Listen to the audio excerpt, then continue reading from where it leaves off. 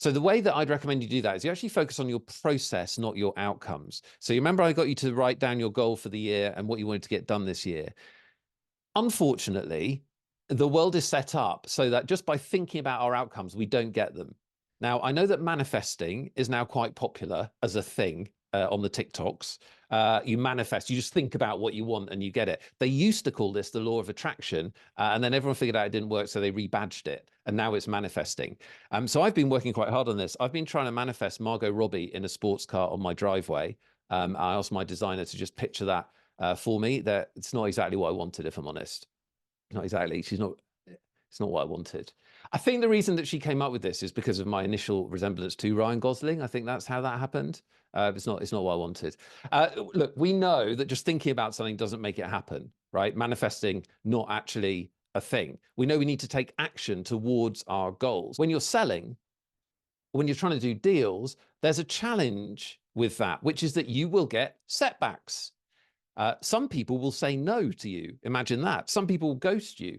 Awful. Sometimes you'll wake up and it'll be February, a random Tuesday in February, and it'll be raining outside and you're not massively up for it. But the bigger problem is that we don't make the decision. So we've got all these things we want to get done. We want to hit our targets, but we don't decide what business comes in and what doesn't, do we? As we've just said, sometimes you have a great meeting, the business doesn't arrive. Other times, it comes in effortlessly. And so we're not in control of the outcome of our commercial conversations. And that is very, very hard for you as a human. We like to be in control. And if you're on this call, it means you're driven and you want to do well. And so you want to be in control even more. By the way, my favorite thing is when someone says to me that they are a control freak, and my inner monologue always goes, "Oh, how original, I've never met one of you before." I'm still going to meet an out of control freak, actually, someone that wants a horse to come in when they're watching telly on Wednesday night. We want to be in control, but we're not. So how do we get around that? I first encountered a different way of thinking when I got friendly with some high stakes poker players way back in the day, when I was trying to play poker for a living. And high stakes poker players are the most frustrating people to listen to on the planet, because when they're talking about poker, they don't talk about the end of the hand. They just talk about the decisions that they made.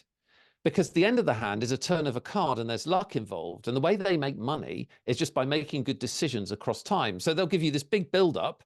You're getting, all excited, and then you don't hear the outcome because they just move on to the next set of decisions. Sales is exactly the same.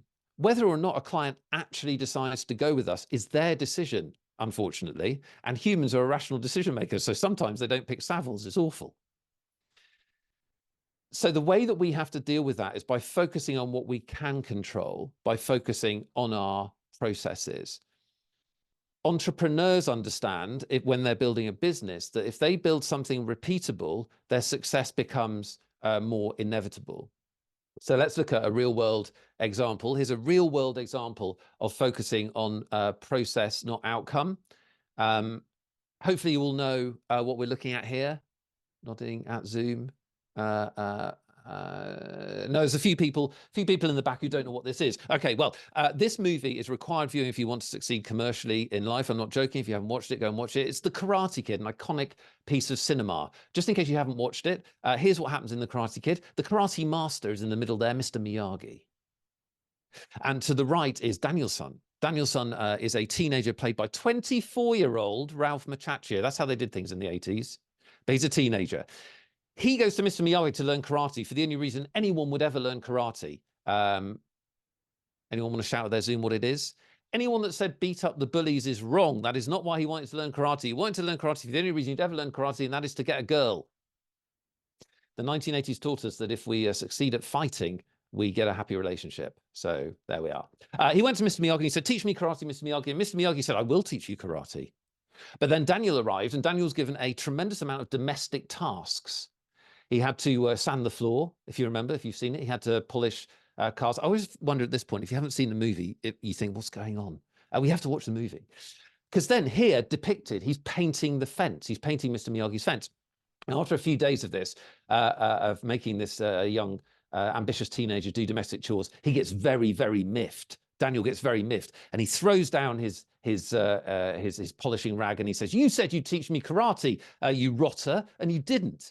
And Mr. Miyagi, very calm, because he knows that process drives outcome. And he says to Daniel-san in one of the most iconic scenes in modern cinema, show me, paint the fence. And Daniel's a teenager, so Daniel goes, paint the fence, like that. And Mr. Miyagi goes, no, paint the fence, paint the fence, like that. Actually, learned karate to quite a high level just for that bit of the talk.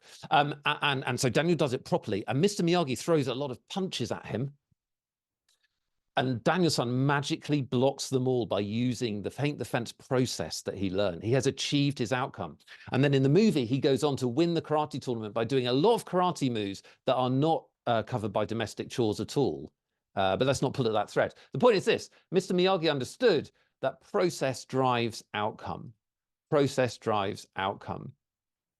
And so we can solve the problem of commercial setbacks and of emotional setbacks, rejection by our clients, by really committing to processes that we know will make our success almost inevitable. And what we're doing here is we're normalizing no. I just want you to have a think just for yourself. How many times have you heard no in the last few weeks? Professionally, keep it focused.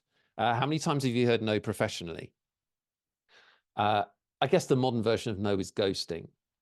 But if we're not getting a certain amount of rejections, this is actually a process, sort of an inverted process. If we're not getting a certain amount of rejection, then we're probably not pitching or pushing or on the front foot enough.